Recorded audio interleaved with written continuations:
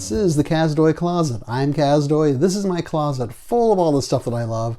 And today I want to talk about this book, Ad Nauseum, Newsprint Nightmares from the 70s and 80s. It's by Michael Gingold.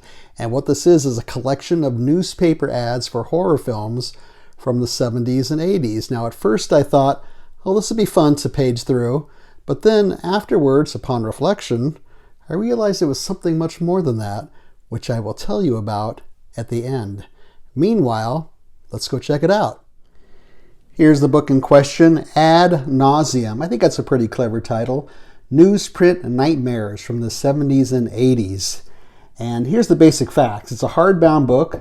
There's no book cover jacket. It comes with this tassel, this fancy tassel to keep your place inside the book while you're going through it. It's a little over 350 pages. It's on glossy paper. It's a nice paper stock. This color scheme of black and white and red carries out throughout the book. I think it's really effective. I like how the book's laid out. I like this cover a lot. And the list price is $37.95.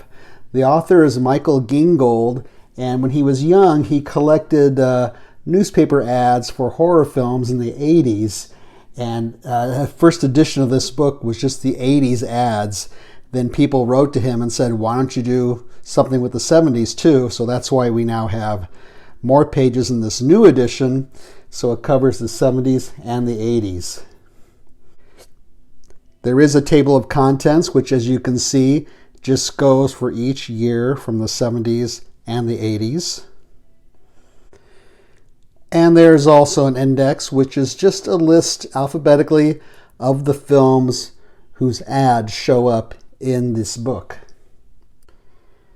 The way this book is laid out is you have a title page on the left-hand side for each year, and then an illustration behind it. I like the way they did that. This for 1970. There's one for each year. And then as you go through the book, you'll see at the bottom it has the year. As I page through this book, you'll get an idea what it looks like. Some pages are just devoted to one ad. Some have several ads on the same page. It includes some notable films that we all know. It includes a few obscurities or cult films that a lot of us like. And it also has several that I've never heard of before.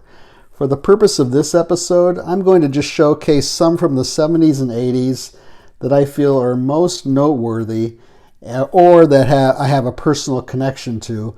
And mostly I'm thinking about the 70s because that's when I was a teenager and a young adult.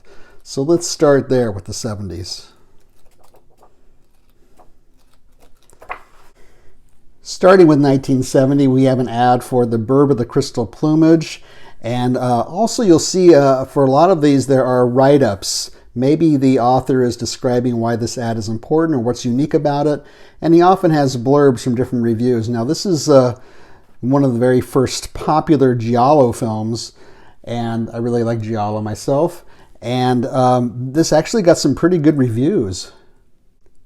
Here's an ad for Ken Russell's film, The Devils, very controversial film. And in this ad, they even have a sort of a warning about how this film is not for everybody and some people might find it offensive.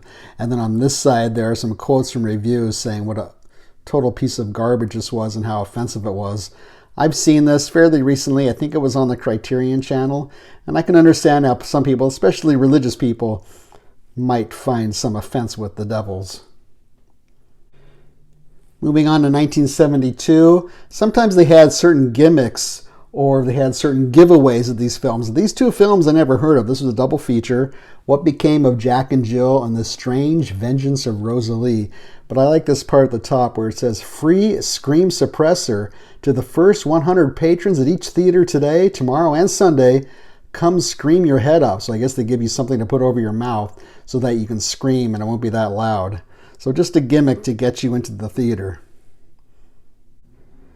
Again from 1972, this is one of the most memorable ad campaigns, for me at least, Last House on the Left, where they had this on the radio to avoid feigning, keep repeating, it's only a movie, only a movie, only a movie.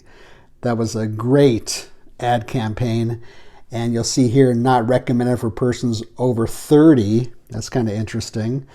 And it says it's just across the street from Joe. Joe was a popular film at the time, a much more professional film. And then over here on the side, it's got some background about Last House on the Left. Pretty notorious film. And here's an open letter to the critics, because a lot of people hated this film, the critics at least. And they were talking about how this is good for kids to see because it's a warning about what you shouldn't do. Because what happens in the film is two teenage girls are on their way to a concert and they stop off at a kind of a iffy neighborhood to score some marijuana, and things go bad from there. It's actually kind of based on The Virgin Spring by Ingmar Bergman, which is really odd. And The Virgin Spring, of course, is a much more superior film. I saw this one again not too long ago. I hadn't seen it since the 70s. And it's still, some of it's pretty graphic and disturbing, and some of it's pretty goofy too. From 1973, here's an ad for The Exorcist. Now, when this came out, it was really something. It was very controversial, and there were long lines to get in, and there were all kinds of stories of people who were having bad reactions to it and walking out of it. So this explains the whole story of The Exorcist. And you'll see this ad here, no waiting to see The Exorcist. A lot of people are saying you have to wait in long lines, but the lines are easing up. We're opening it up in more theaters. So sometimes they put ads like that out also back in the day. From 1974, the Texas Chainsaw Massacre really put Tobe Hooper on the map as a horror director, and was really the first of its kind of this type of film. And it got mixed reviews. Some people said it was just total garbage. Other people said it was very artfully done. Now, when I saw this film, I may have said this before, but I was totally freaked out by this. And then I saw it just a few years ago, and I realized that a lot of the disturbing part of this film really takes place in your own mind, which is to the filmmaker's credit. It's really not that graphic or gory. From 1975, here's 2 pages about Jaws, which really changed everything as far as summer films go. Summer films used to be sort of a graveyard where they dumped all the crappy films. The studios dumped the crappy films, but Jaws came along. They released it in the summer, and that began the whole wave of big event films in the summer. And this is a great ad about how many times have you seen Jaws, with different photos of theater goers and a quote underneath their photo.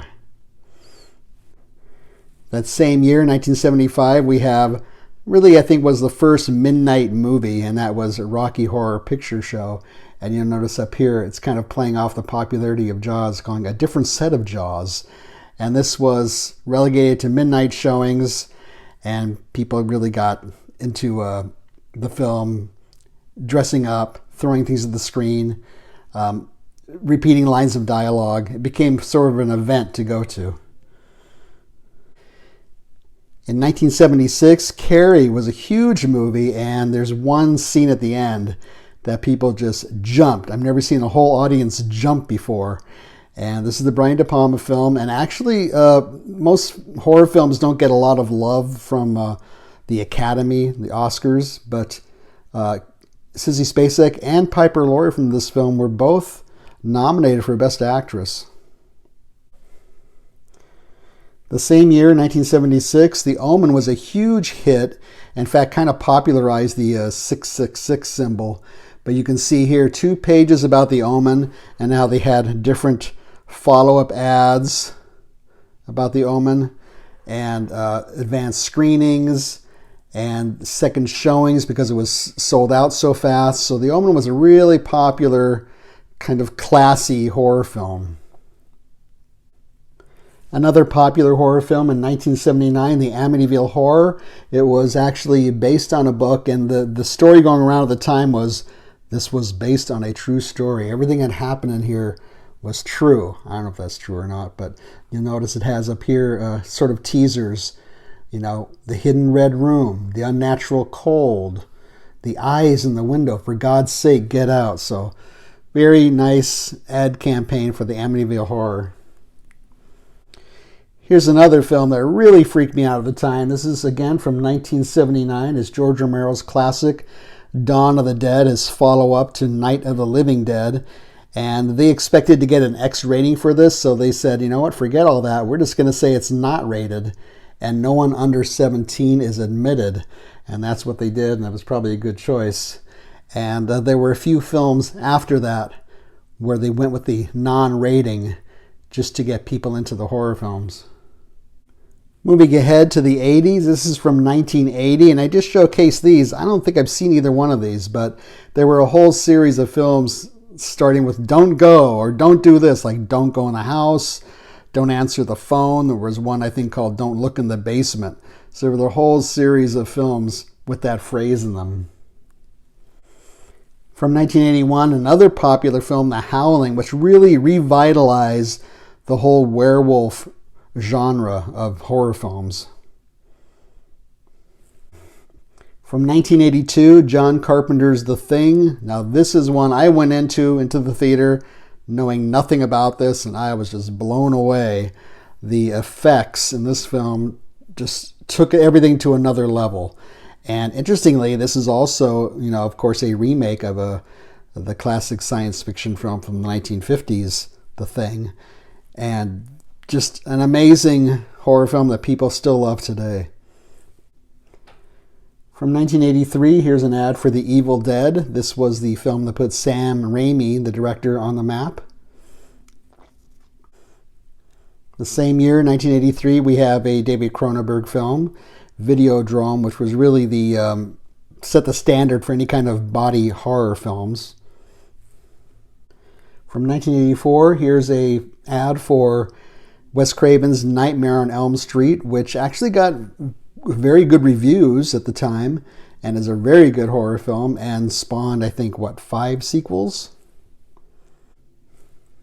The same year, here are a bunch of ads for Gremlins, which was also very popular, and you'll notice that they geared the ads toward what was happening in the calendar. For example, here's a 4th of July oriented ad for Gremlins. Here's one for Back to School, where we have the gremlin with his lunchbox and his books.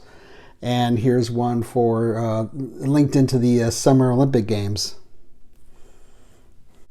From 1987, here is a film that was really scary and people still watch today, Hellraiser. This is the one that put Clive Barker on the map as a horror film icon. And some reviews of Hellraiser here, which were actually pretty good. And from 1988, of course, we have to have a John Carpenter film in there since he is also a horror icon.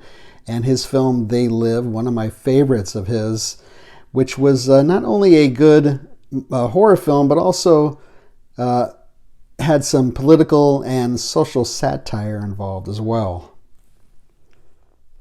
And when I first looked through this book, I thought, well, all this is just a bunch of newspaper ads for horror films in the 70s and 80s. What's the big deal? Kind of interesting that the author collected all these when he was a young man. But upon reflection, and while I was preparing for this video, I realized he's really telling the story of horror films in the 70s and 80s and how they were marketed and how they were advertised and how audiences responded to these films.